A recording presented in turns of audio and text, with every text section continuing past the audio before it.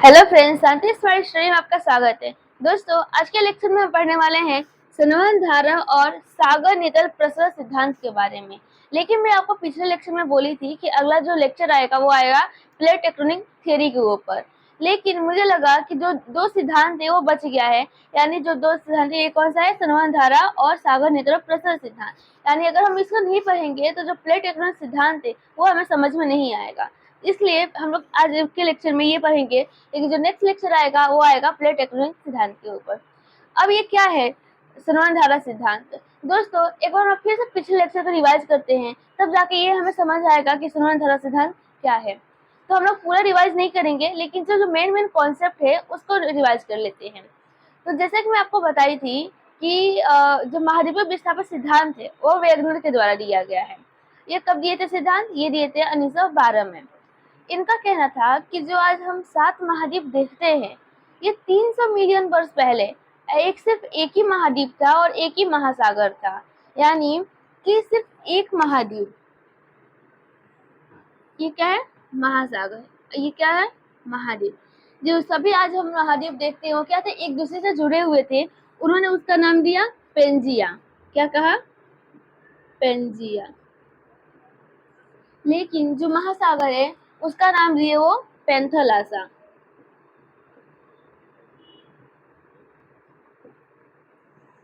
किस काल में जुड़े हुए थे? तो ये जुड़े हुए थे कार्बोनिफेरस काल में। तो कौन से काल में? कार्बोनिफेरस।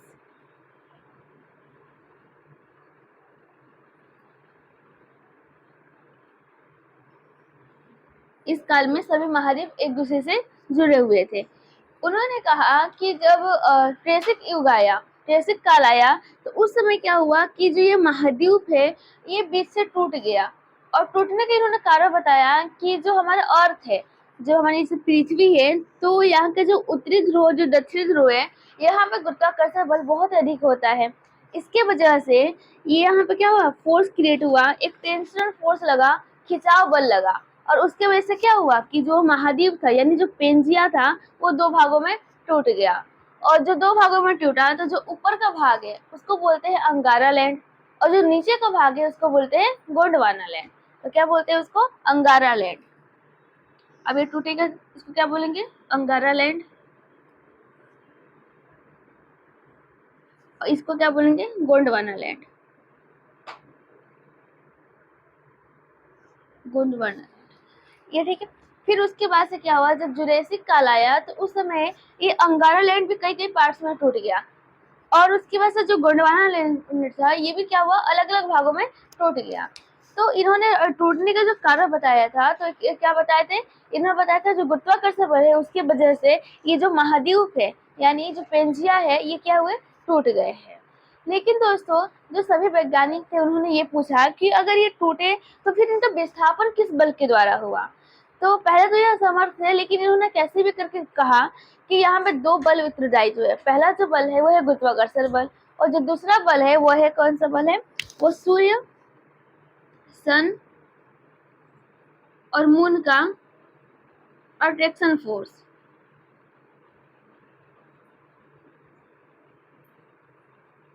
इनका जो आकर्षण बल है, इसके वजह से इनका विस्थापन हो रहा है, महाद्वीपों का विस्थापन हो रहा है। लेकिन सभी वैज्ञानिकों ने ये कहा कि अगर सूर्य और चंद्रमा का आकर्षण बल इतना प्रभावशाली है कि वो जो पृथ्वी पर मौजूद जो चट्टान है, जो प्लेट है, उनको तोड़ दे रहा है, तो क्या ऐसा नहीं हो सकता कि जो पृथ्वी का जो घूर्णन है वो भी रोक सकता है? तो इसलिए इन्होंने क्या किया कि जो तीसरा उन्होंने कहा था कि महाद्वीप और महासागर जो टूटे हैं, तो उनको नकार दिया। उन्होंने कहा कि नहीं, ऐसा नहीं हो सकता, जिसके वजह से इनको सिद्धांत को फेल कर दिया गया। फिर उसके बाद से एक और वैज्ञानिक आते हैं जिनका नाम है होम्स। उनका क्या नाम है? होम्स।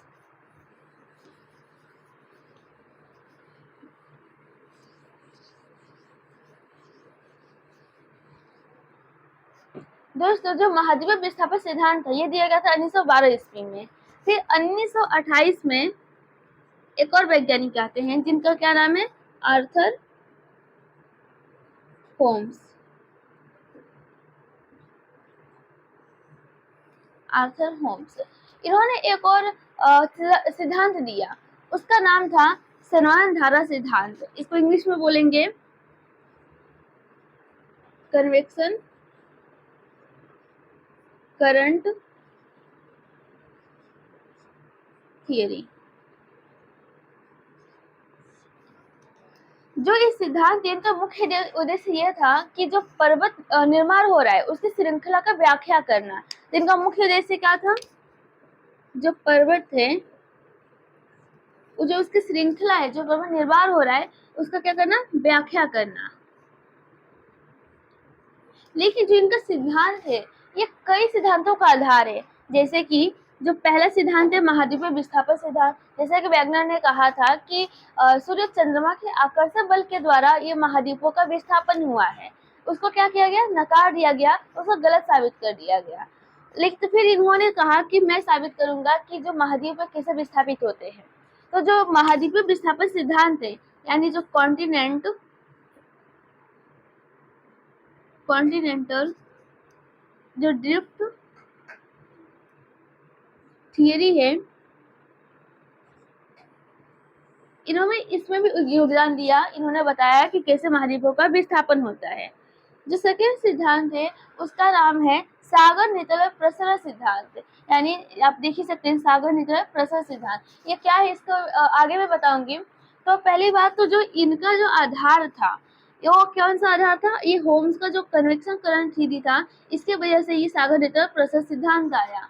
यानी हम बोल सकते हैं कि इसी सिद्धांत का एक विस्तृत रूप प्रदर्शित किया गया, और वो कौन सा सिद्धांत है? सागर नितल प्रसरण सिद्धांत। तो इनमें भी इनका बहुत बड़ा योगदान रहा। तो कौन सा सिद्धांत है? सागर नितल प्रसरण सिद्धांत।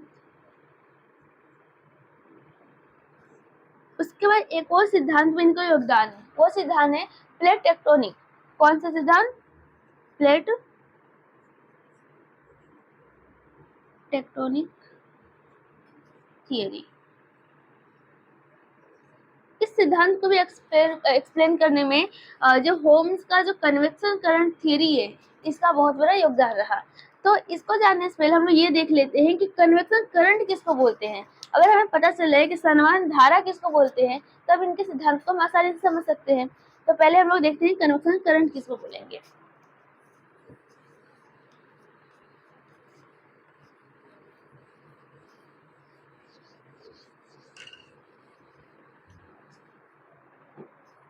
हमें क्या देखना है?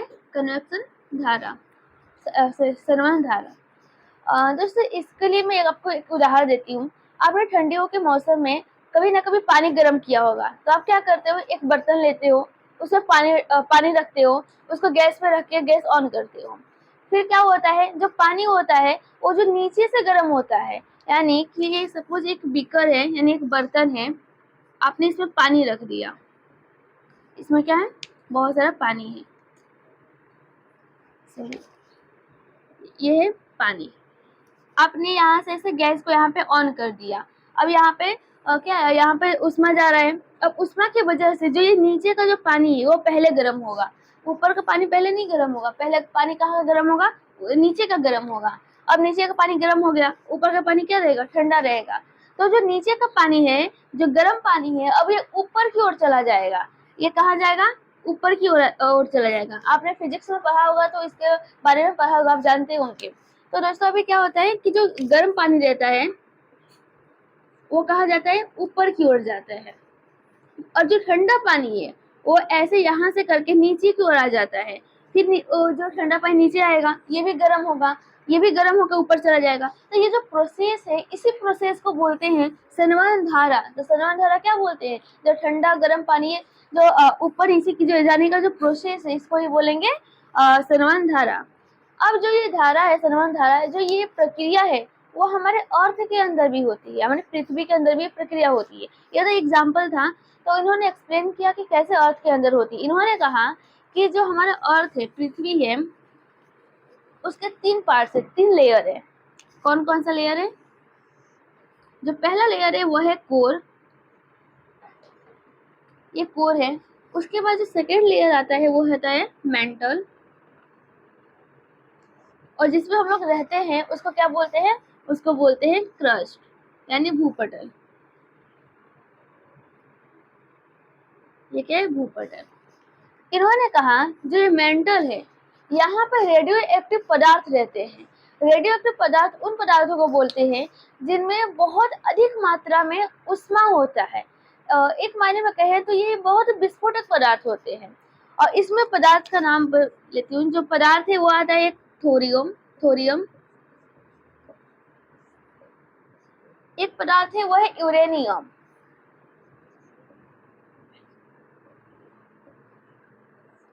जो तीसरा पदार्थ है उसका नाम है पोटेशियम।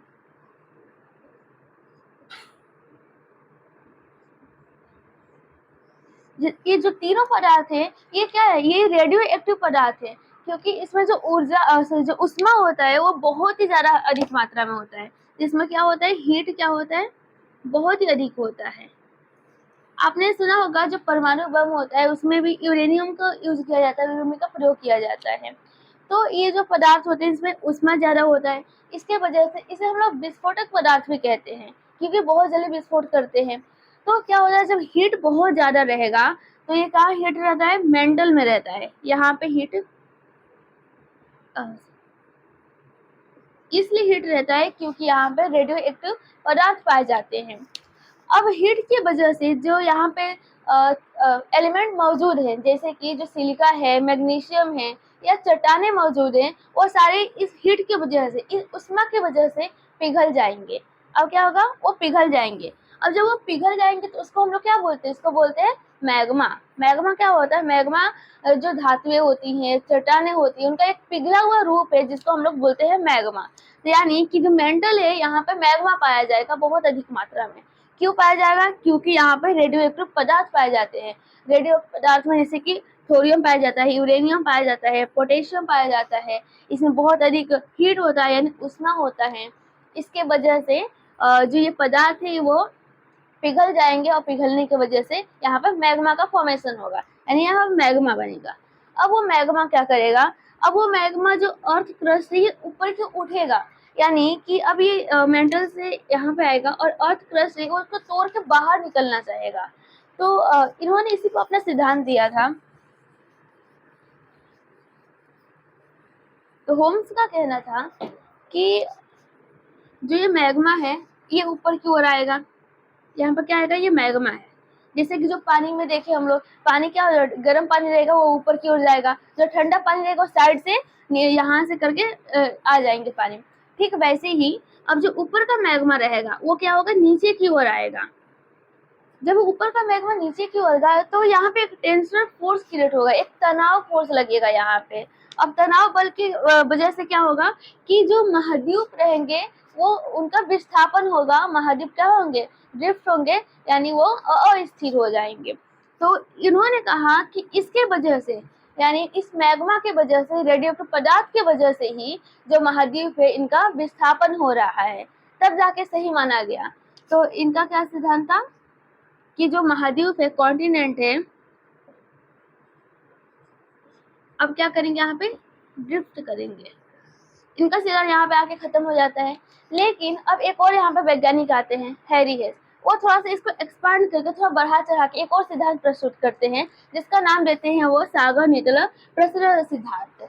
वैसे यहाँ तक तो इन्होंने बताया था। किसने बताया था? होम्स ने बताया था। अब इसके बाद वो वैज्ञानिक आएंगे हैरी हेस। अब हैरी हेस का कहना है कि वेगनर बोल रहे हैं कि जो महाद्वीप है उसका विस्थापन हो रहा है, लेकिन वो सिद्ध नहीं कर पाए। सिद्ध किया किसने? होम्स ने किया।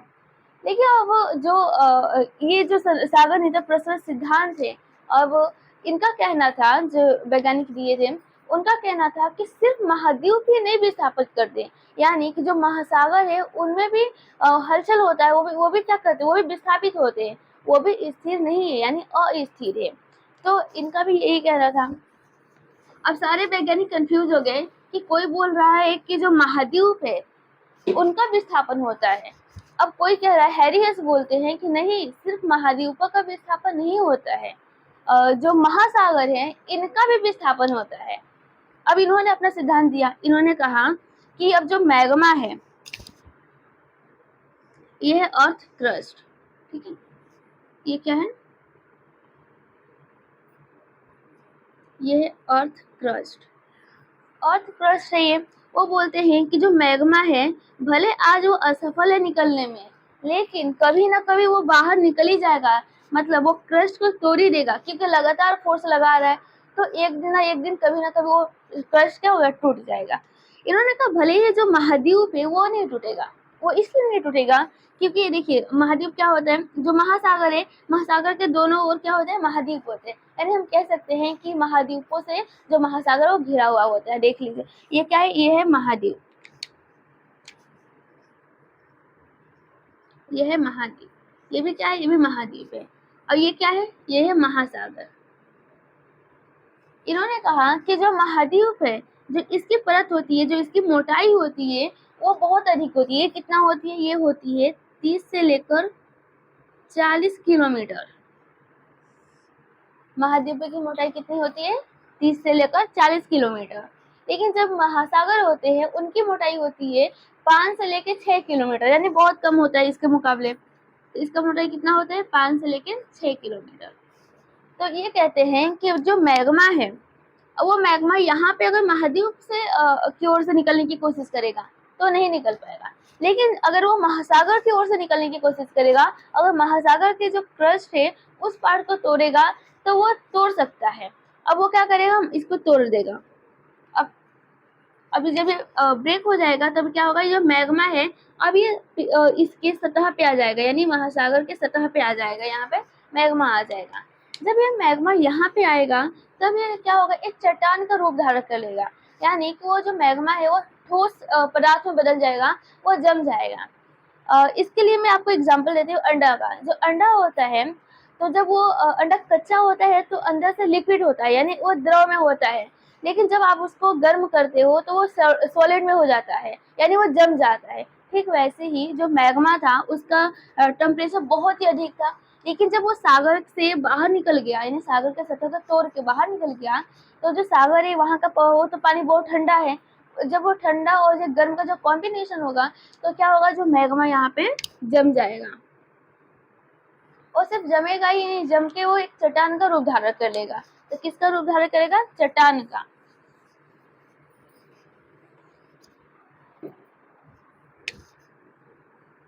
ये है मैग्मा, पृथ्वी सतह। अब ये होगा, अभी सपोज यहाँ पे एक ऐसे चट्टान का रूप धारण कर लिया, उसके बाद क्या होगा, ये नहीं है कि ये प्रोसेस बंद हो जाएगा, यानी कि एक चट्टान बन गया तो ये मैग्मा का बाहर निकलना वहीं पर रुक जाएगा, ऐसा नहीं है। अब ये मैग्मा फिर से और भी निकलेगा, और फिर से ऐसी चट्टान बनते जाएंगे। फिर ये मैग्मा निकला, फिर वहाँ पर ठंडा हुआ, ठोस में बदल गया। तो अब क्या होगा कि जो ये चट्टान है, अब इसको क्या करेगा, इसको साइड में हटा देगा, यानी कि अब इसको ढकेल के इसको बाजू में यहाँ पे कर देगा, यहाँ पे कर देगा, और यहाँ पे खुद ही आ जाएगा। ठीक वैसे ही मैग्मा बनते जाएगा, चट्टान बनते जाएंगे, और ये ऐसे करते करते बहुत सारे यहाँ पे चट्टान, एक श्रृंखला, पहाड़ों की एक श्रृंखला बन जाएगी। ये कहाँ बनेगी, समुद्र के अंदर श्रृंखला बन जाएगी। लेकिन तो वही कहते हैं कि जो श्रृंखला, यानी कि अब क्या हो रहा है, जो सागर है, जो महासागर है, वो उसका प्रसरण हो रहा है, उसका फैलाव हो रहा है। जैसे जैसे ये चट्टान बन रहा है, यानी क्या हो रहा है, उसका फैलाव हो रहा है। तो सागर नितल, मतलब जो सागर का जो तल है, वो प्रसरण यानी एक्सपांड कर रहा है। उसी पर इन्होंने सिद्धांत दिया, तो उसको क्या बोलेंगे, सागर नितल प्रसरण सिद्धांत। तो इनका सिद्धांत यही था। लेकिन इन्होंने एक चीज ये भी कहा कि अगर आप भी सोचिए कि अगर मान लीजिए लगातार ऐसे मैग्मा बनता गया, चट्टान बनते जाएंगे, तो क्या ऐसा नहीं होगा सागर का जो तल है वो बहुत ही ज्यादा फैल जाए। इससे तो पूरी पृथ्वी पर केवल महासागर ही दिखाई देंगे, तो महाद्वीप तो रहेंगे नहीं। तो दोस्तों ऐसा नहीं होता। जितना ये चट्टान बनता है, जितना जो सागर है वो एक्सपांड करता है, उतना ही वो सागर का विनाश भी होता है। अब कैसे, जैसे कि जो चट्टान बन रहा है इधर, इस पर चट्टान बनते जाएगा। अब इधर क्या है, महाद्वीप है। इधर क्या है, यहाँ पे भले ही महासागर है, लेकिन इधर क्या है, ये इधर है महाद्वीप। और ये जो चट्टान है वो धीरे धीरे सबडक्ट होगा, यानी कि वो महाद्वीप है उसकी प्लेट से नीचे की ओर आएगा। ऐसे करके जब नीचे आएगा, सबडक्ट होगा, तो जब नीचे की ओर आएगा, तो जो पृथ्वी का कोर का जो टेम्परेचर है वो बहुत ही अधिक मात्रा में, तो उसके वजह से जो चट्टान रहेंगे ये फिर से पिघल जाएंगे और फिर से मैग्मा बनाएंगे, ये फिर से मैग्मा में कन्वर्ट हो जाएंगे, फिर यही प्रोसेस चालू रहेगा। यानी हम ये कह सकते हैं कि जितना सागर का एक्सपांड होगा, यानी जितना सागर बढ़ेगा, उतना ही सागर का विनाश भी होगा, यानी वो घटेगा भी। तो इसलिए ये जो सागर निकल प्रसर सिद्धांत है, तो ये सिद्ध करता है कि जो सागर है उनमें भी मतलब उनका भी विस्थापन हो रहा है, वो भी अस्थिर है, स्थिर नहीं, यानी रुके हुए नहीं है, वो भी बढ़ रहे हैं, घट रहे हैं। तो उनका क्या हो रहा है, उनका प्रसरण हो रहा है। ये इनका क्या था, सिद्धांत था, सागर निकल प्रसरण सिद्धांत। इन्होंने एग्जाम्पल भी दिया, इन्होंने एग्जाम्पल के तौर पे अटलांटिक महासागर का एग्जाम्पल दिया। कौन सा महासागर, अटलांटिक।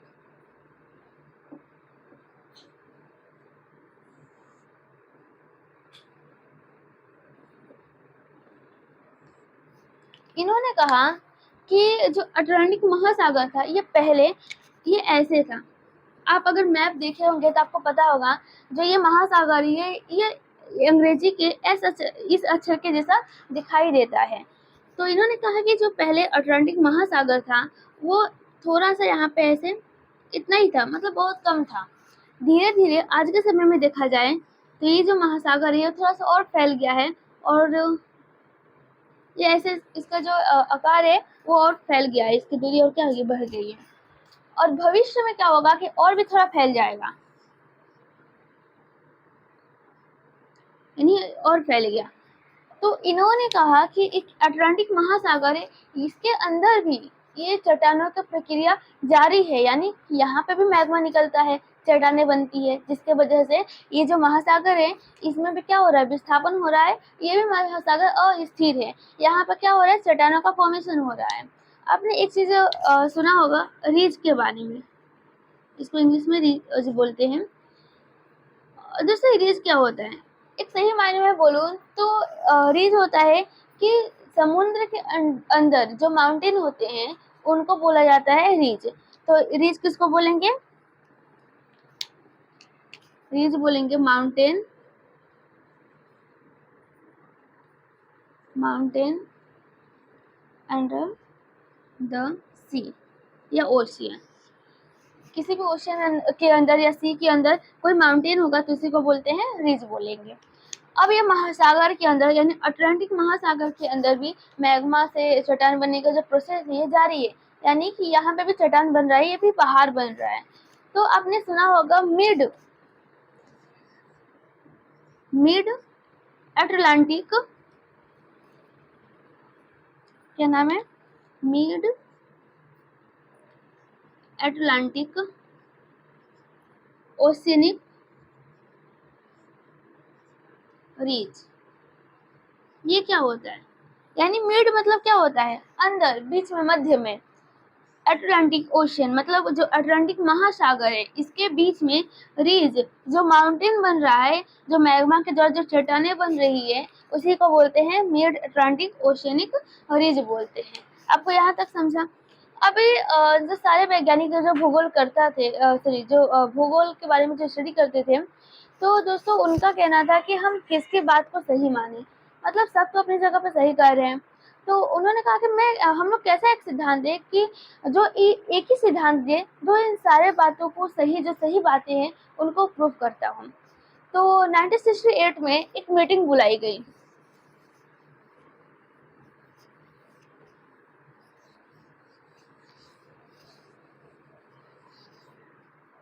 कब बुलाई गई, 1968। यहाँ पे एक मीटिंग बुलाई गई। यहाँ पे जितने भी वैज्ञानिक थे, यानी जो भूगोल के बारे में स्टडी करते थे, वो सारे वैज्ञानिक इसमें शामिल हुए। यहाँ पे वैगनर महाशय को भी बुलाया गया, उसके बाद से हैरी हेस को भी बुलाया गया, उसके बाद से यहाँ पे होम्स को भी बुलाया गया, और उसके बाद से सारे वैज्ञानिक यहाँ पे आए और उनसे पूछा गया कि मतलब हम लोग कौन से सिद्धांत को, फिर एक और यहाँ पे वैज्ञानिक आए जिनका नाम है मार्गन। सभी वैज्ञानिकों ने कहा कि मार्गन एक आप ऐसा नोट्स बना के दीजिए कि क्या सही है क्या गलत है, कौन कैसा बोल रहा है, एक ऐसा हम लोग का एक नोट्स बना के दे दीजिए। यानी आप क्या बनाइए, एक नोट्स बनाइए। एक नोट्स बना के दे दीजिए जिसपे जो सही है वो सारी चीज़ें हमको लिख के दे दीजिए। तो इन्होंने क्या किया कि एक नोट्स बना दिया कि किसने क्या सही किया, वैगनर ने कितना बोला, उसके बाद से होम्स ने क्या बोला, फिर उसके बाद हैरी हेस ने क्या बोला, सबके सिद्धांतों का एक लिस्ट बनाया, एक नोट्स बनाया। और ये नोट्स से उन सभी वैज्ञानिक मतलब मार्गन के नेतृत्व में जो सभी वैज्ञानिक थे उन्होंने इस नोट्स को एक सिद्धांत के रूप में दुनिया के सामने पेश किया। उस सिद्धांत का नाम है प्लेट टेक्टोनिक थियरी। जो प्लेट विवर्तनिकी सिद्धांत थे इसके रूप में दुनिया के सामने पेश किया गया। तो आज के वीडियो में हम लोग इतना ही पढ़ेंगे। जो नेक्स्ट वीडियो आएगा उसमें हम लोग पढ़ेंगे प्लेट टेक्टोनिक थियरी के बारे में। तो आज के लिए इतना ही। Thank you.